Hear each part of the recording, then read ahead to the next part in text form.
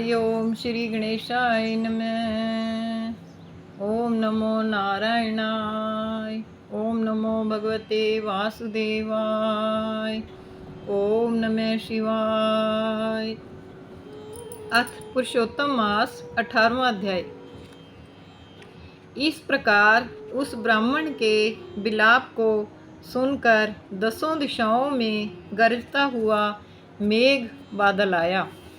उस मेघ से पर्वतों को कंपायमान करता हुआ, तीक्ष्ण स्पर्श करता हुआ बड़े वेग से वायु चलने लगी और अत्यंत जोर से वहाँ बिजली चमकने लगी और मेघ शब्द से चारों दिशाएं पूरित हो गईं।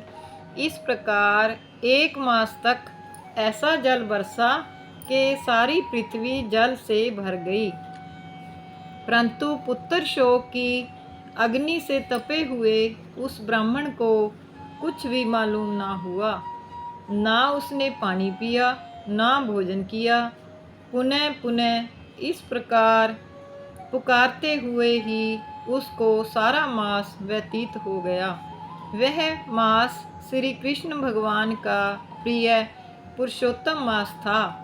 सो अनजाने में ही उस ब्राह्मण से पुरुषोत्तम मास की सेवा हो गई, जिससे अत्यंत प्रसन्न होकर श्री कृष्ण भगवान प्रकट हो गए। उस समय मेघ बरसना बंद हो गया। फिर उस ब्राह्मण ने श्री कृष्ण भगवान को देखकर शीघ्र पुत्र को पृथ्वी पर रखकर स्त्री सहित श्री कृष्ण भगवान को दंडवत नमस्कार किया और हाथ जोड़कर श्री कृष्ण भगवान के आगे बैठ गया। अनजाने में पुरुषोत्तम मास के सेवन से प्रसन्न होकर भगवान अमृतवाणी से बोले, हे सुदेव, तुम धन्य हो और अत्यंत भाग्यवान हो। जो कुछ होने वाला है सो सुनो, मैं कहता हूँ। हे ब्राह्मण, तेरे इस पुत्र की 12,000 वर्ष की आयु होगी। हे द्विजोत्तम, तुमको सुख देने वाला होगा, इसमें कोई संदेह नहीं है। मैंने प्रसन्न होकर तुझको पुत्र दिया।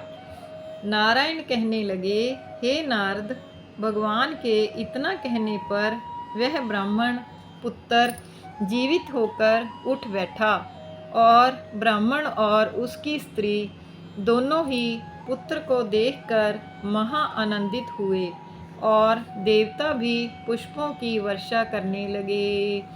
शुकदेव ने उन दोनों माता पिता तथा श्री हरि को नमस्कार किया और गरुड़ भी पुत्र सहित ब्राह्मणों को देखकर अत्यंत प्रसन्न हुआ। तब ब्राह्मण आश्चर्य युक्त होकर श्री हरि को नमस्कार कर हाथ जोड़कर गदगद वाणी से संशय काटने के लिए आनंद सहित भगवान से पूछने लगे, भगवान, मेरे 4,000 वर्ष तक निरंतर महाकठिन तप करने पर आपने जो कठोर वचन मुझसे कहे थे कि मेरे 7 जन्मों में भी पुत्र का सुख नहीं है, उस वाक्य के उल्लंघन हेतु और मरे हुए पुत्र को जीवित करने का कारण क्या है? बोल कृष्ण भगवान की जय।